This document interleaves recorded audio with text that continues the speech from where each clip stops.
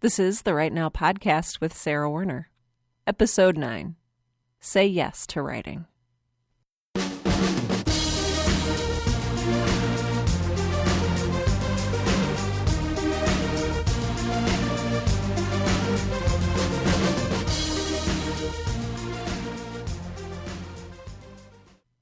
Welcome to Right Now, the podcast that helps aspiring writers to find the time, energy, and courage you need to pursue your passion and to write every day. I am your host, Sarah Werner, and I have a new microphone, you guys. Can you tell? Maybe you can't. I don't know, but I like it. I can tell. I had been using a microphone that I had borrowed from work, a Blue Snowball, and I decided, you know what, Sarah? You're committing to doing this podcast. You are just going to make the investment and get your own mic. And so I did. So I am speaking to you today from a Blue Yeti mic, and I kind of love it. I had received some constructive criticism as to the volume and listenability of my podcast, and so hopefully this will help begin to fix those issues. Thank you so much for bringing them to my attention. I honestly really do appreciate it. Okay, enough geeking out about the microphone. So this has been a week of highs and lows and really nothing else in between. We'll talk about the lows in just a second. But as for the highs, I want to thank you especially. And I want to thank you because I received so many kind and lovely emails from listeners this week. I received a very interesting question, which I will share with you a little bit later today. And I also just received this really cool email that made me smile from a listener whose maiden name was Sarah Zerner, which that was awesome. So thank you. I love reaching out and connecting with people, and emails are a great start to building a community of writers, which is where I'd really like this to go. So the Right Now podcast is not merely writing tips and tricks. I'm also using it to take a look at work-life balance and how we can sort of wedge our passion project, our writing, into that mix. And in my week of highs and lows and absolutely no mediums, no happy mediums to balance it out, I thought a lot about balance and how I had none of it. And I thought that maybe this was something that you also struggled with.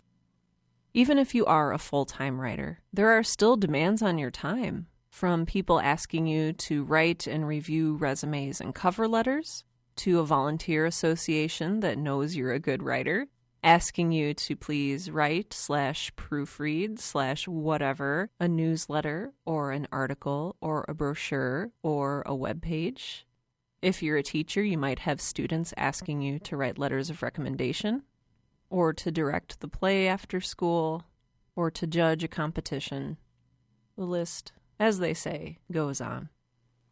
I really believe that in order to kind of establish a common experience or to really connect with people, it's a really good idea to share moments of vulnerability. So I'm going to share with you my low for the week. And that was on Friday morning. I was sitting at my desk at work. I had been up for several hours. I had not slept well the night before. I had had an uncomfortable conversation with a coworker that I couldn't get out of my head. I had been to an hour of meetings before work, and I knew that I had several hours worth of meetings at multiple venues after work. And something inside of me just snapped like a dry little twig. And it broke easily because it was dry and sad and thin. And I cried at my desk. I went through the remainder of the box of Kleenex that was at my desk, and I couldn't stop crying. And maybe this is indicative of other issues in my life, but I just couldn't stop. And I'm not generally an incredibly emotional person. So it was a little scary that I didn't have control over myself and my emotions at work. I try to be really conscious of that as a woman in the workplace. I try not to break down and show that I'm weak. but I was weak because I had weakened myself. Not consciously and not purposefully, but I knew I had done this to myself. I made the conscious decision, maybe about a year ago now, that I was going to live my life for others. That I was going to dedicate my life to making the world better and to helping people, and even to making people smile or feel like their lives are worthwhile. I decided that I wanted to do that, but I don't think I did it correctly. When I made that decision, I decided that I was going to be selfless, and so I began to say yes, indiscriminately, to everyone. Sarah, will you serve on this board? Of course I will. I would love to help you with that. Sarah, will you mentor my daughter? Of course, I would love to mentor her and help her with her homework. Sarah, will you edit my novel? I would love to edit your novel. Of course, just send me a copy. Sarah, will you serve as church president? I would be honored. Now, I'm definitely not saying that helping others is bad, because it's not. But I have learned one very valuable lesson from overextending myself, and that is when I say yes to a board, to a meeting, even to lunch with an acquaintance, or drinks after work with a potential client, then I say no to writing. I think a lot of us grew up being told that you can do anything. You can be anything. Do you want to be an astronaut? Go be an astronaut. Do you want to be a doctor? Study hard, go to med school, be a doctor. It was all very empowering, and I made the mistake as a young, impressionable child and then as a naive, impressionable adult of taking that to heart. Except I think I misinterpreted it, because when they said you can be anything, what I heard was, you can be everything.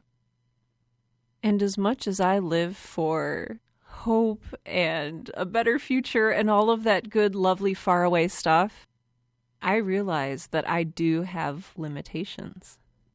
And you have limitations. And our real job in life is to learn how to work and succeed within those limitations. In the long laundry list of things that I can't say no to, I joined a sort of women's coffee hour. It's kind of like a book club in the mornings before work, once a week. And one of the books that we read was called The Best Yes by Lisa TerKeurst. Fair warning for any of you who would like to check this book out. It is a Christian book, and so you can take that or leave that as you see fit. But there was a passage in that book, and when I read it, I put the book down, and I realized that all of the right choices that I thought I had made were not really all that right. Here's the passage I read. From Lisa TerKeurst's The Best Yes. Here's the reality of our current situation. Other people's requests dictate the decisions we make. We become slaves to others' demands when we let our time become dictated by requests. We will live reactive lives instead of proactive. And reactive lives get very exhausting very quickly. We get requests. We fill up our schedules all the way to the limit. We leave very little white space. We live lives that exhaust us. We never change our approach. Therefore, we never experience the thrill of deep soul satisfaction. I want to stress that I am not a person who tends to read self-help books. I mean, I love all books of all kinds, but I read generally as a form of escape. And so self-help books really just put me right back into where I'm trying to escape from. And so for me, I am a writer. And perhaps you've said that too. I am a writer. And what gives us that deep soul satisfaction, what makes us realize that we're living the lives we were meant to lead, is when we are writing. And I took a look at my schedule, because I've had to become very organized in the past couple years as I started to take on more and more responsibilities. I actually keep a schedule now, which if you knew me is, not me really. But I looked at the time that I had blocked off for all of my appointments and meetings, and I realized it has been weeks since I have written what I want to be writing, which means that it has been weeks since I have satisfied that creative thirst in my soul. Like, not to get all flowery and whatever, but really, it's true. And I think that you know what feeling I'm talking about.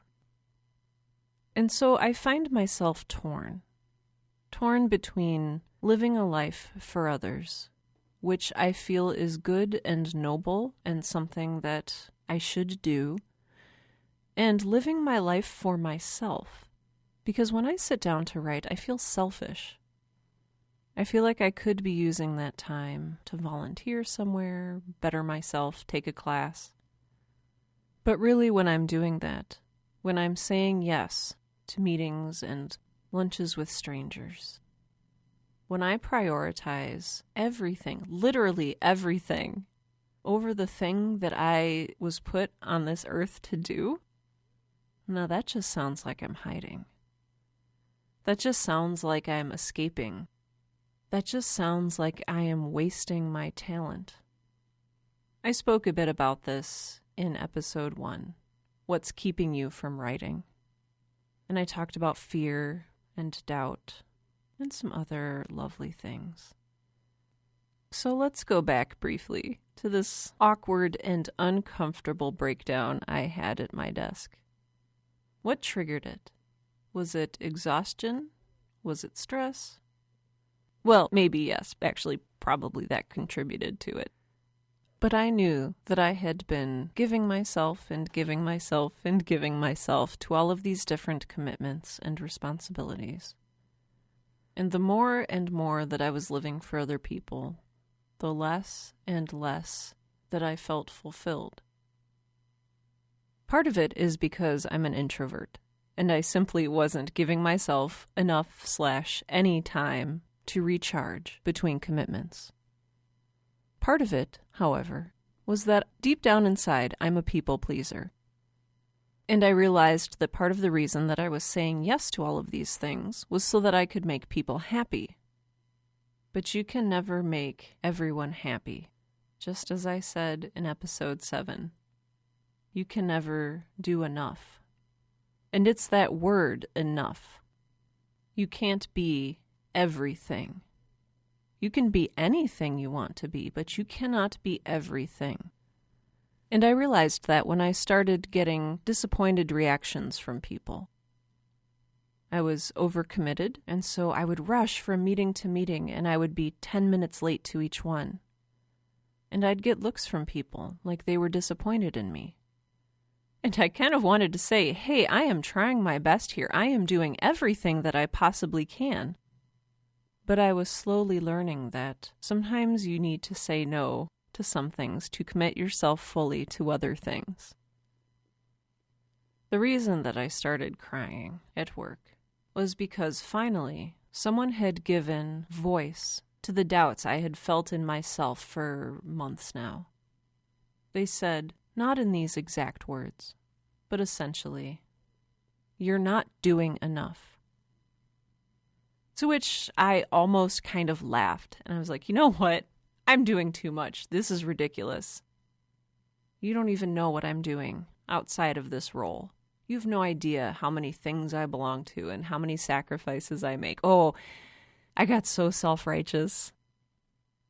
And I got self-righteous because I didn't want to admit that the problem was myself, that I had overbooked myself in my desperation to please others, that I was, in fact, letting them down by not being able to fully commit to what they wanted and expected of me, that I was not committing at all to what I wanted and expected from myself. But being told that you're not enough, it hurts. You're not good enough. You're not fast enough. You're not making enough healthy dinners for your family. You're not volunteering enough at church or at an organization you belong to. You're not exercising enough. You're not spending enough time with your family. We can never do enough when we let other people set the expectation. And we can never do enough when we set false expectations for ourselves. And that's what I had been doing, setting false expectations, leading people into thinking that I could do everything. So what I did was I broke down my schedule. I said, okay, there's 24 hours in a day. 8 of those hours I need to spend sleeping because I am an old lady and I get cranky if I don't get a full night's sleep. So, okay, that's 8 hours taken care of. I have 16 hours remaining in the day. My next daily commitment that I, can't get out of is going to work. Okay, so 10 hours for work because half hour to drive there, 8 hours to work, an hour lunch break, and a half hour to drive home. Okay, so we're up to 18 hours total. Usually every day I have coffee before work with a coworker or a friend or an acquaintance, and so that's 1 hour. I usually have 2 hours of meetings after work. I have 1 hour of dinner preparation and eating with my family. I have a half hour of exercise that I'm supposed to wedge into every day. Half hour of showering in the morning and getting ready. When you add up that list of commitments I just read off, that's 23 hours a day.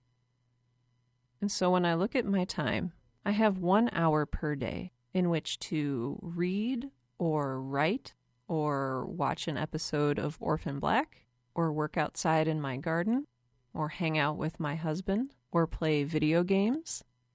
I've been playing Mass Effect 2 for like 4 years and I've not finished it yet.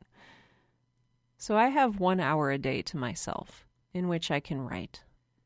And when I say that every writer must read, I'm not kidding. And so we'll say a half hour reading and a half hour writing. It's hard to sit down and write for just a half hour a day. It's hard to sit down and write for any amount of time every day, but I didn't feel like that was enough. You see what I did there? Or fair to my craft. I had to realize that I am a finite person with finite resources. And instead of saying yes to everything and living my life for others, maybe it was an okay thing to say yes to my writing, and yes to refreshing myself, and yes to limiting my volunteer time so that I could fully commit myself to the events that I did commit to, so that I could show up on time, so that I could write well and passionately and perhaps even create a work that would help far more people than the hour that I would spend with a disinterested teenager who just wanted me to go away. I'm not saying that time isn't valuable. What I am saying is that your time is limited. And to read another excerpt from Lisa TerKeurst's book, not every responsibility can be your responsibility. I realized that I had been saying yes to things that I was not particularly equipped to say yes to, or to do, or to carry out responsibly and well. I said, what am I good at? I'm good at writing. So there is a play coming up, and I have agreed to be this dancer role. That was not an intelligent thing to say yes to. There are so many people who could do this better than I can. And I'm actually embarrassed because I did not say no to this. My husband said no. He called up the person who had asked me and said, please find someone else. Sarah's not a dancer. Which is certainly true. I love to dance, but I have absolutely zero training. You do not want me dancing in front of people. So I'd encourage you to list out your daily obligations. If you find something that is not perfectly suited to you, that maybe somebody else could do much better, much more efficiently, maybe let them know about it. Maybe say no. Maybe stop. Because you can only say yes to writing sometimes when you say no to other things that take up your writing time. So what am I giving up? It's hard to give stuff up because essentially we're admitting that we can't handle something or that we're failing, and nobody likes to look weak. But do it. Let that be a sacrifice for your art. Let that be a sacrifice so that you can write and live out your purpose. I'm speaking as much to myself here as to anyone else. So next week, I am limiting myself to 2 pre-work coffee meetings. I will go to work, I will try to write or make notes over my lunch. I'm going to quit some of the committees that I'm on. Committees that could be better served by other people who are more passionate about the subject and who can show up on time. Because every responsibility is not my responsibility. If I'm going to be myself, and I don't want to sound like a new agey narcissist, selfie generation, me, but there's a difference between being selfish and actually living a healthy and balanced life and doing what's best for not only you, but for the people whose lives you are responsible for helping. If you do not have time to grow and mature personally, and to develop your writing skills, and to read every day, you're not doing anyone any favors, least of all yourself. It just really reminds me of this quote from Stephen King in his book On Writing, which I have referenced before and will continue to reference in the future. But he says, "If God gives you something you can do, why in God's name wouldn't you do it?" So please, play to your strengths. Use your talents. You can't do everything, but you can do anything. And if what you want to do is become a writer, and if what you want to do is write and be a writer, then do it. Because you are enough. My writing mentor realized that I have not been feeling like enough lately, and she sent me this text that I'm going to read. And I hope it's okay with her that I'm reading this to you, but it really helped me. So pretend that she texted this to you, because it applies to you. She says, "Hey you, do you know how capable you are? Totally capable. And do you know that doesn't mean you have to do all of the things? You totally don't have to. Just because you can doesn't mean you should. Take care of yourself, and remember the simple gift of your breath. It will serve you well. You are loved and worthy and amazing. And gosh, I'm so glad we're friends." So you can still live your life for others, just in the way that you are gifted to live your life for others. And to live for others, you have to live a little bit for yourself first. So I have a question this week. We've gone a few weeks without questions, but I have a question this week from someone who would prefer to remain anonymous, which is absolutely fine. And this person says, "My question is this. You have said several times that writers should read every day, and I can't agree more.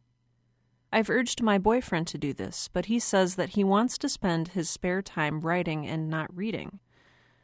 I, on the other hand, spend much time reading and admittedly no time writing outside of my day job. I know I need more balance, but I feel like this perspective on reading is holding him back. He gets defensive if I mention it. How should I approach this? Thanks, Anonymous." That is an excellent question, and coincidentally it ties in very well with our talk today about balance and prioritizing.